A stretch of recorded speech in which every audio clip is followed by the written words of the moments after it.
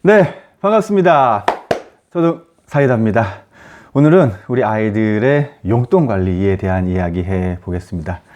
사실 돈 관리 어른들도 잘 안 되죠. 예. 요즘 초등 아이들 용돈 관리를 어떻게 하고 있을까요? 실과 시간에 용돈 관리에 대한 질문들을 합니다. 특히 이제 5학년, 6학년. 그런데 최근 들어서 학급이 한 3분의 1 정도 되는 아이들이 주식부터 먼저 이야기를 했습니다. 저는 분명히 용돈에 대한 질문을 했는데 아이들이 주식으로 답변을 합니다. 뭐 엄마 아빠가 자기 이름으로 주식을 사주었다고 하기도 하고. 그런데 거기까지만입니다. 뭐냐면 정작 가장 기본인 저축을 어떻게 해야 하는지 모르고 또 현명한 소비를 위한 선택 과정도 생략되어 있습니다. 그냥 부모님이나 조부모님이 내 이름으로 어느 땡땡 회사 주식을 사 주었다는 걸 자랑 삼아서 얘기하는 정도. 네. 이게 더 위험하죠. 뭐냐면 투자를 가르치기 전에 기본적인 용돈 관리부터 잘하는 습관을 알려줄 필요가 있어요. 일단 큰 기본 툴 2가지가 우선 돼야 됩니다. 첫 번째는 뭐니 해도 저축이고요. 두 번째는 현명한 소비입니다. 초등교육에서 이 2가지 틀 안에서 실과 교과 시간에 가르칩니다. 이 2가지 기본 툴을 충실히 가정에서 용돈 관리 차원에서 지도하시고요. 그 후에 동반되어서 투자 관련 교육을 하시는 것이 좋겠죠. 자, 일단 아이들은 용돈 관리를 왜 해야 되는지 잘 몰라요. 그냥 엄마한테 얘기하면 돈을 받았으면 되지 왜 관리를 해야 되지? 예. 용돈을 관리해야 하는 가장 큰 이유는 돈이라는 건 한정되어 있기 때문이라는 것을 알려주실 필요가 있습니다. 바꿔서 표현하면 용돈에도 한계가 있어야 한다는 거예요. 필요할 때마다 바로바로 받아서 쓰는 건 그런 의미에서는 용돈이 아닙니다. 아이들 입장에서는 그냥 황금알을 낳는 엄마의 지갑이 되는 것 뿐이죠. 자, 아이가 용돈을 관리할 필요성을 못 느끼는 큰 이유, 그때그때 필요하다고 하면 엄마가 주기 때문입니다. 이제 그것을 꼭 멈추시고요. 그리고 용돈 관리의 큰 장점이 하나 더 있어요. 뭐냐면 용돈 관리를 통해서 아이가 자제력 및 의사결정 능력을 기를 수가 있습니다. 용돈을 스스로 관리하는 아이들은 고민하고 결정합니다. 삼각김밥을 하나 사 먹을지 아니면 1+1 바나나 우유를 사서 하나를 키핑해 놓을지 또는 더 큰 만족을 얻기 위해서 저축을 선택하기도 하죠. 이런 과정들이 용돈을 관리하면서 배울 수 있는 겁니다. 그러면 초등학생들에게 용돈을 얼만큼 주면 좋을까? 네. 워렌 버핏은 자녀에게 일주일에 74센트를 주었다고 해요.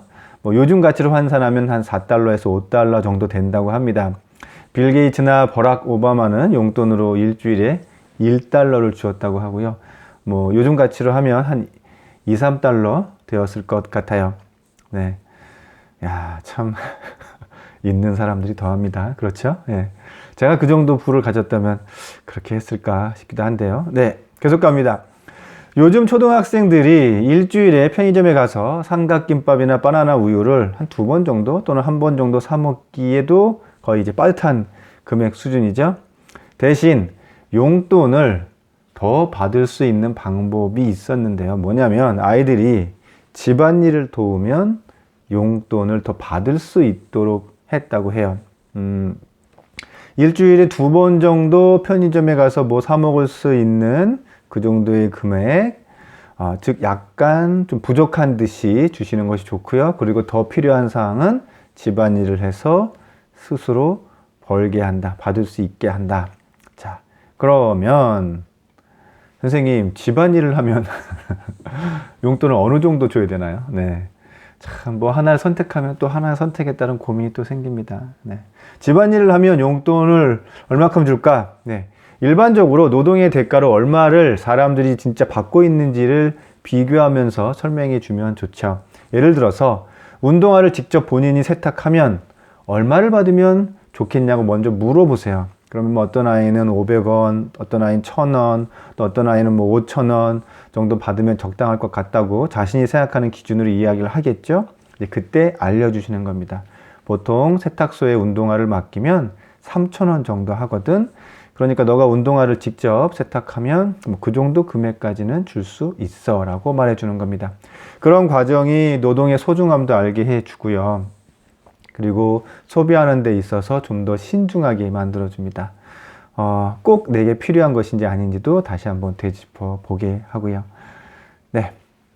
용돈을 주고 스스로 관리하게 하는 걸 그럼 언제부터 하면 좋을까?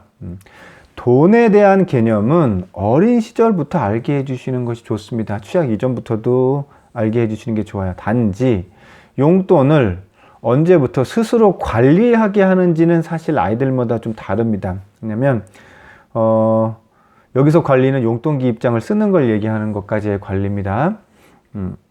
그러자면 일단 글을 쓸 줄 알아야 되겠죠. 예, 뭐 이렇게 저금통에 모으고 하는 건 더 어린 때부터도 할 수 있어요. 예, 지금은 그 개념을 말씀드리는 게 아니라 용돈을 스스로 직접 기입하면서 관리를 언제부터 하느냐. 그 기준은 일단 당연히 글을 쓸 줄 아느냐 마느냐부터 시작이 되겠고, 더구나 이제 숫자를 알고 그 크기를 비교할 수 있느냐죠. 사실 안타까운 게 우리나라는 화폐 숫자 단위가 너무 커요. 예, 1,000원을 가지고도 아이가 사 먹을 수 있는 과자가 많지 않습니다. 단위는 1,000단위인데도요. 교육과정에서 1,000단위, 10,000단위를 비교하고 더하고 이렇게 빼는데 능숙하려면 적어도 초등 3학년 이상은 되어야 돼요. 뭐 달러처럼 뭐 몇 달러, 3달러, 4달러만 가지고도 아이들이 이렇게 살 수 있는 것들이 많으면 그만큼 더 빨리 용돈 관리를 할 수 있게 되겠죠. 1, 2학년 아이들이어도 1,000단위와 10,000단위를 비교하고 더하고 뺄 수 있는 수준이 되면 용돈을 정기적으로 주면서 관리에 들어가게 하셔도 좋습니다. 그러면 용돈을 주는 그 주기는 어떻게 하는 게 좋을까? 용돈의 주기는요, 1, 2학년은 일주일마다, 3, 4학년은 2주일마다, 5, 6학년은 매월 1회씩 이렇게 주시는 것이 좋습니다. 어떤 개념이냐면 자신이 용돈을 컨트롤하는 기간을 점차 이렇게 늘려가게 하는 거예요. 이때 주의하실 점은 가급적 그 날짜를 꼭 지켜주시는 것이 좋습니다. 이 기간의 일관성이 없으면 아이들이 그 돈을 계획적으로 관리하는 데 지장을 줘요. 용돈을 관리하는 과정은 돈에 대한 계획을 세우고 실행하는 것을 포함합니다. 그런데 날짜에 대한 예측이 어려워지면 아이가 자신의 소비 정도, 저축 정도를 어떻게 해야 될지 계획을 세우기가 어렵죠. 그래서 주기로 한 날짜에는 맞춰서 주시고요. 그리고 용돈을 주는 그날 어떻게 그동안 용돈을 사용했는지 용돈 기입장도 같이 살펴보시는 것도 필요하고요. 사실 처음에도 말씀드렸듯이 어른들도 용돈 관리를 하려고 마음을 먹어도 잘 안 되는 경우가 많죠.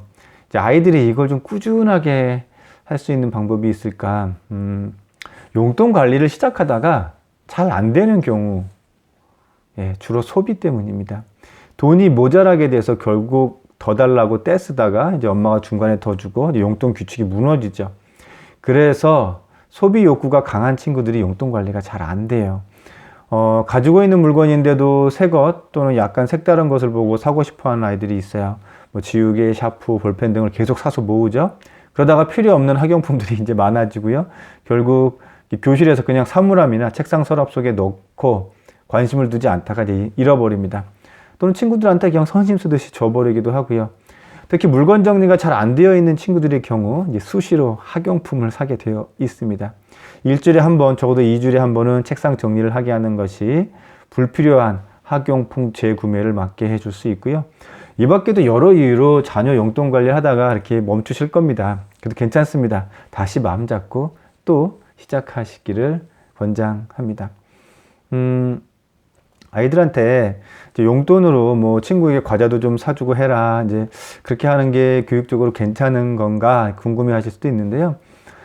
아이들이 소비하는 가장 큰 부분은 학교 앞에서 뭐 떡볶이를 사 먹거나 요즘에는 편의점에서 사 먹는 걸 이제 추억으로 생각하죠. 아침에 등교하면서 꼭 들러서 사 먹고 온 아이들도 있고요. 가끔 친구들에게 사주거나 또는 친구가 사주는 걸 같이 먹을 수도 있어요. 예, 그거 괜찮습니다. 그렇게 해도 된다고 하세요. 그런데 항상 사주기만 하거나 항상 받아먹기만 하거나 이러진 않도록 이야기해 주시는 것이 좋습니다. 이제 이런 걸 아이들이 스스로 조절하려면 용돈 기입장을 쓰는 게 좋아요. 거기서 기록을 보면 자신의 생활 패턴이 이제 구체적으로 보이죠. 아이와 대화하실 때도 용돈 기입장을 보면서 하시면 좋아요. 단순히 돈 관리뿐 아니라 돈을 사용하는 과정에서 우리 아이의 어떤 친구 관계라든지 학교 생활 등에 대한 이야기를 나눌 수 있는 그런 소재가 용돈 기입장 안에 다 들어 있습니다. 자, 용돈을 돈으로 직접 주는 게 좋을까? 아니면 요즘에는 뭐 아이들도 체크카드가 있으니까 그러한 카드를 주고 관리하게 하는 게 좋을까? 저학년 시기는 현금을 직접 주시고요. 네, 3학년이나 4학년쯤 되었을 때 뭐 충전해서 사용하는 카드나 체크카드를 주시는 것이 좋아요. 돈에 대한 개념이 카드부터 시작이 되면 아이들은 이 돈의 유한함을 잘 느끼지 못해요.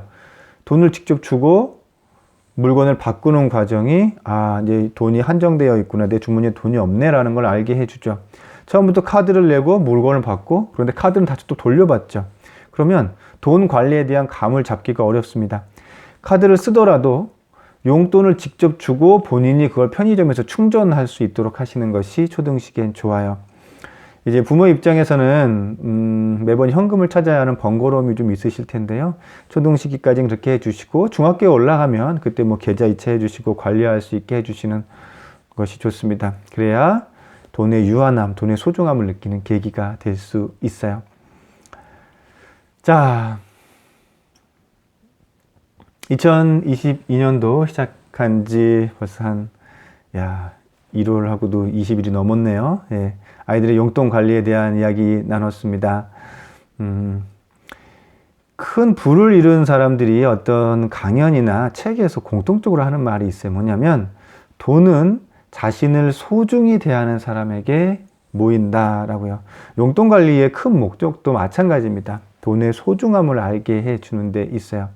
우리 아이 방에 들어갔는데 뭐 10원짜리, 100원짜리, 500원짜리 혹은 뭐 1000원짜리 그냥 책상 서랍 속이나 방구석에 이렇게 떨어져 있다면 아직 돈의 소중함을 제대로 모르고 있는 겁니다. 돼지 저금통 하나 마련해 주시고요. 그것에 소중히 모으는 것부터 일단 가르쳐 주시기 바랍니다. 네, 초등사이다는 우리 초등학부모님들과 함께 합니다. 오늘도 내일도 뚜벅뚜벅 걸어가겠습니다. 행복한 하루 되세요.